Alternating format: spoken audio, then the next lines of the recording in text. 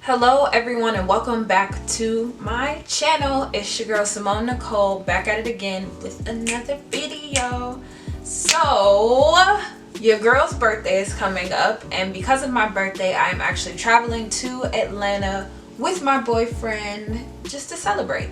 I'm also moving to Atlanta, so this is going to count as one of my trips, and I'm definitely going to vlog it so that you guys can see me like visiting apartments and all that other good stuff. And I feel like because of the experience I'm going to tell you about today, something spicy is always happening in Atlanta. So today is going to be a story time about when I went to Atlanta with my best friend, and that was just a trip of leisure. Like, we just wanted to go somewhere and visit, and I wanted to check out the area and the scene for actors and all that good stuff. So I guess I'll just start from the first day that we got there. So on the first day that we got there, we stayed in this Airbnb, and it was like, in order to get into the apartment you had to come around their house and then go down some stairs, and then there was a private entrance. So the owner had no access to me and I had no access to the owner, so it felt very private. Now, I didn't know this, but because of that and the time of year that we visited, which was in July or June of 2017, I believe that this is when this took place.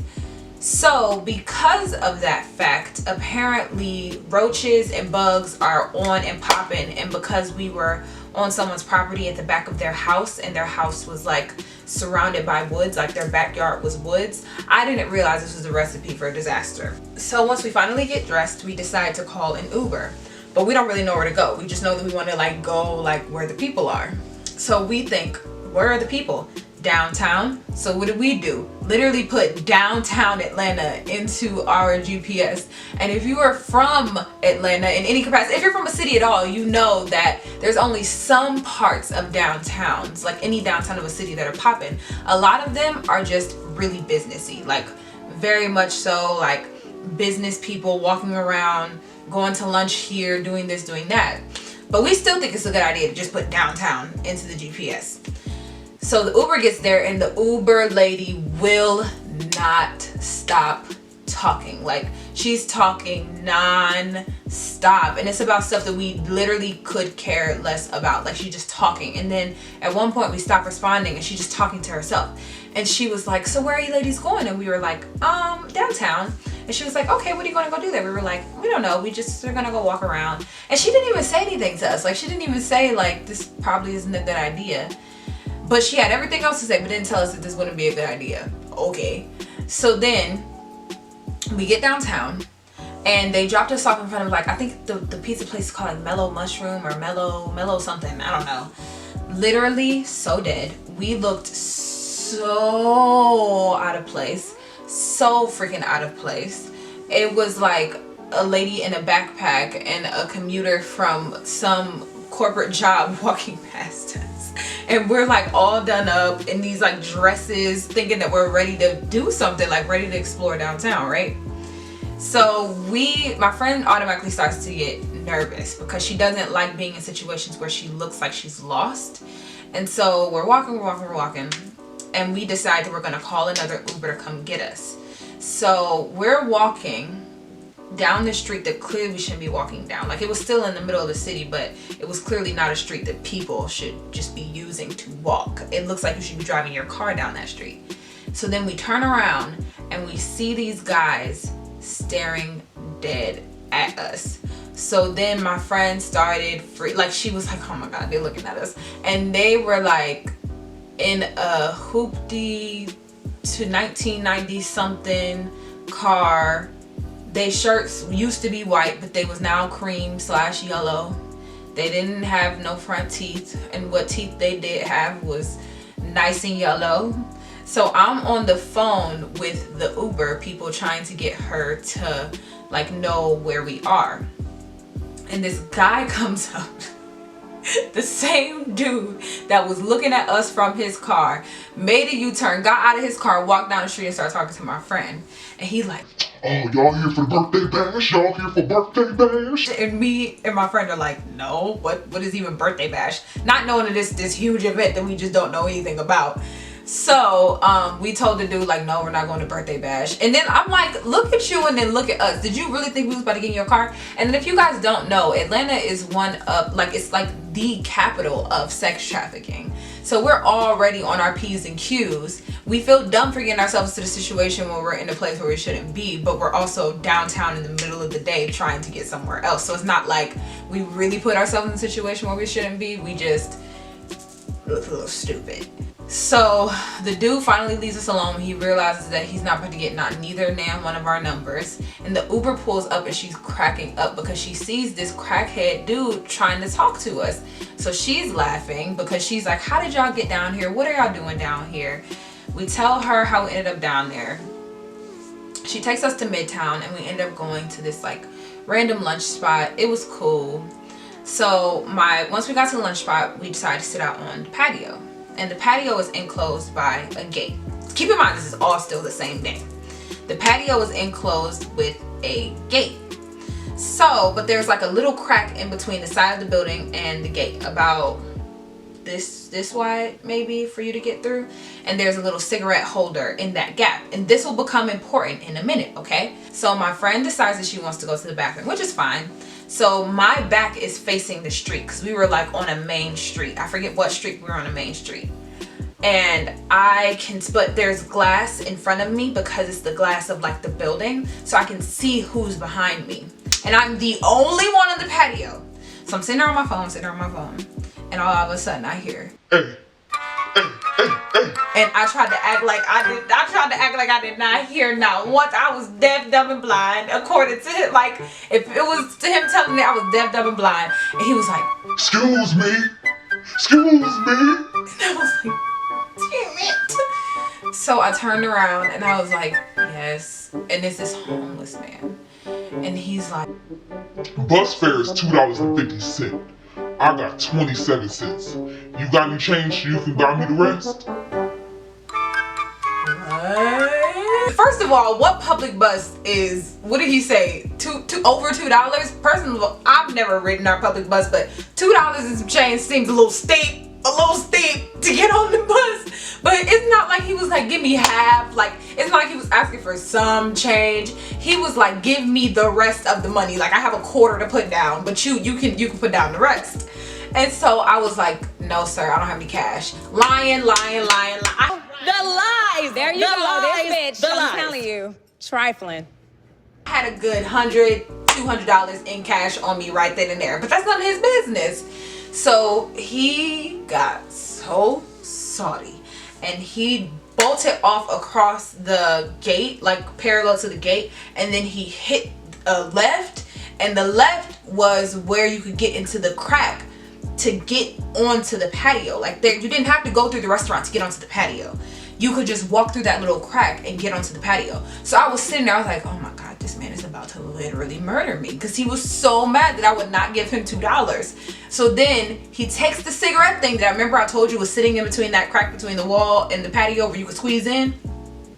He picks up the cigarette thing, takes out an old cigarette butt, lights it, proceeds to smoke it, and walks away. And this is just the first day, okay? This is just the first day. So after we have lunch, we decide that we want to, you know, explore, walk around, you know, take some cute pics. And this was once again the middle of the day, wide out in the open, and me and my friend walk past this girl, and I'm gonna try to describe how this woman looked. So this was in front of a building that looked very professional.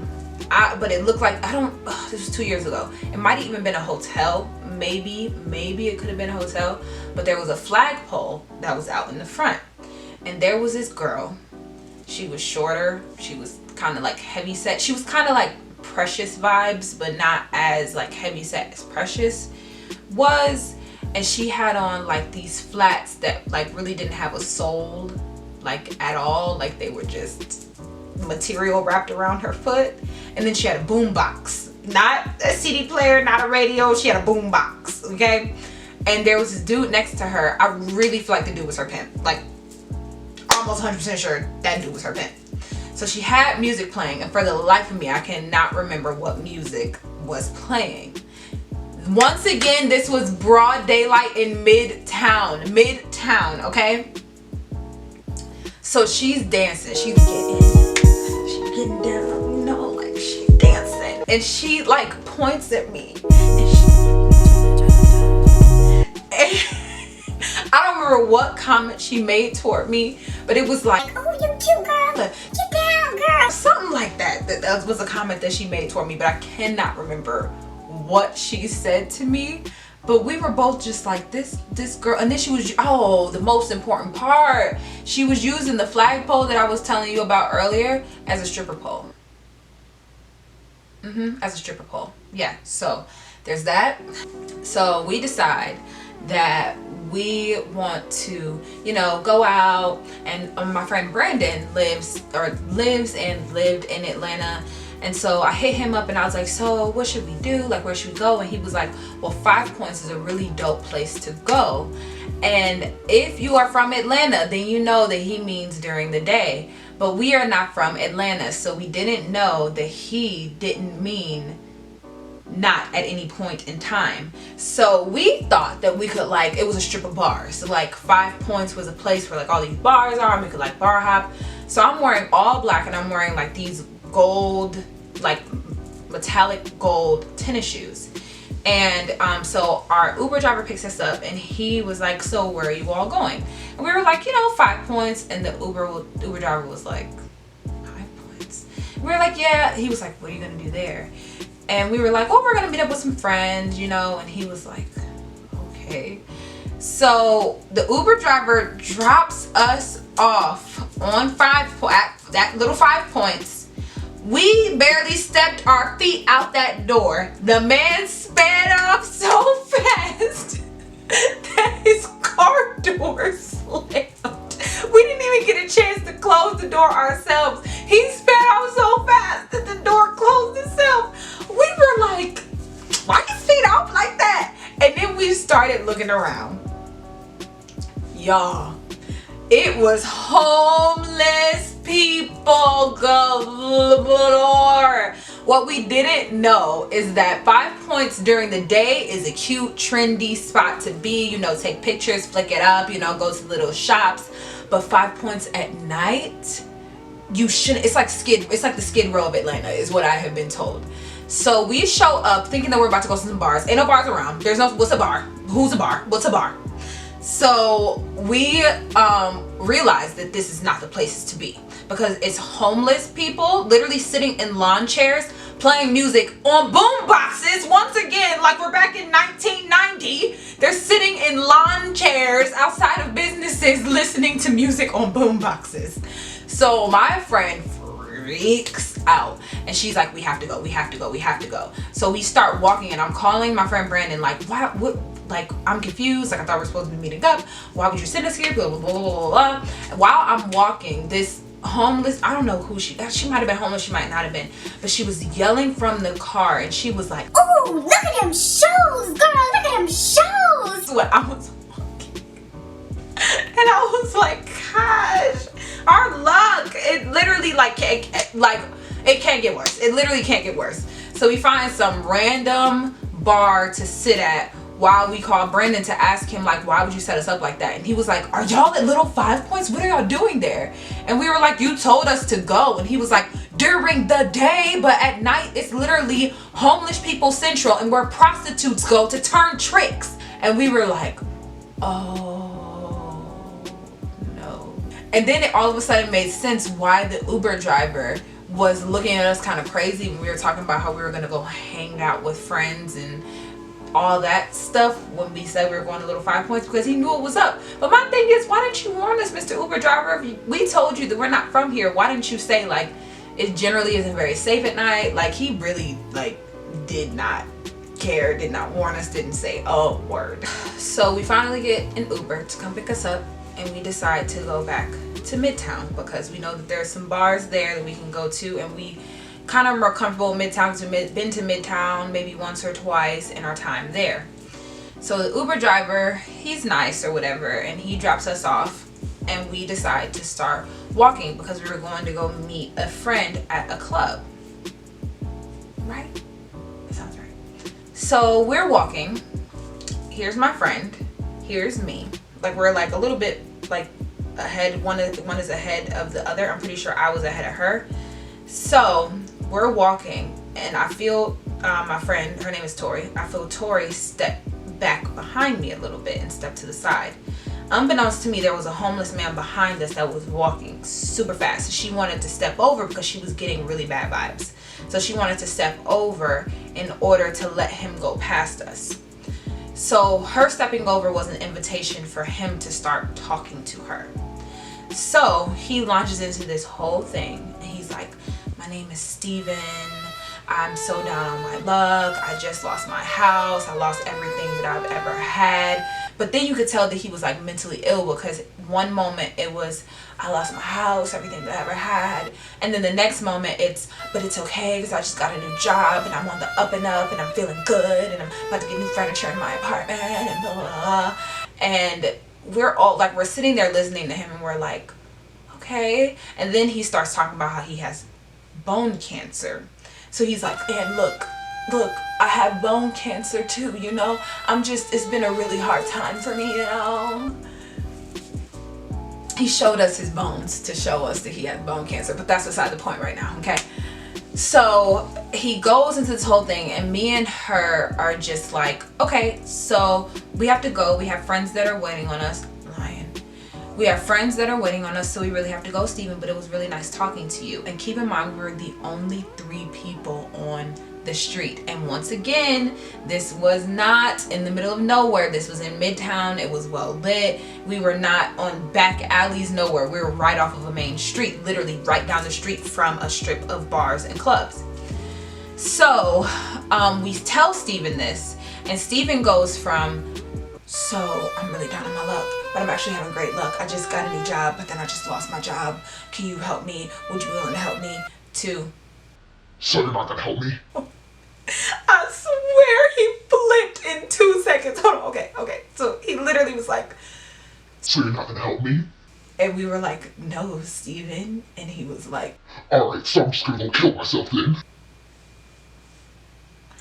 when I say shook isn't even the word. Like, I'm laughing now because it's literally 2 years later, but like in that moment, that messed me up so bad. That messed me up so bad because he flipped something crazy when we told him that we weren't going to give him any money. Like, I didn't realize that people could get that upset, like go from 0 to 100. And later on, my friend, like I kept on talking about it, my friend was like, yeah, that didn't bother me as much. Being in 5 points really bothered me, but that incident with Steven the homeless man really messed with me.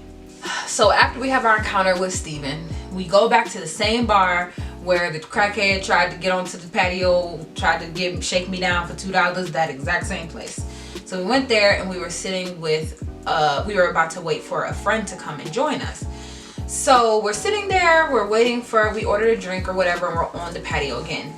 So we see this woman walking down the street. She's clearly a businesswoman in business attire, drunk as a skunk, like so unbelievably wasted drunk. Like, it looks like she just had a hard day at the office, went directly to the bars, and got belligerently drunk. So she is stumbling down the street, and like, it's so hard to watch it because this group of guys came toward her, and it just looked like she was about to get kidnapped. Like, the way they were like talking to her, and like not like touching on her, but like touching her in certain types of ways that was not sitting well with me. It was really starting to bother me, and I can't get up and insert myself into that situation. It's not safe for me. I am a young woman. If I went over there and inserted myself into that situation, who knows what could have happened, and it would have put me in danger. So So we're watching to see if it gets any worse. So she keeps on walking, and walking is generous. She's stumbling down the street. And finally she gets to the end of the street to this like light pole, and she's like hanging off of the light pole. And she actually falls. And everybody at this point that's on the patio was literally watching, because we're like, what in the world is like gonna happen with this lady?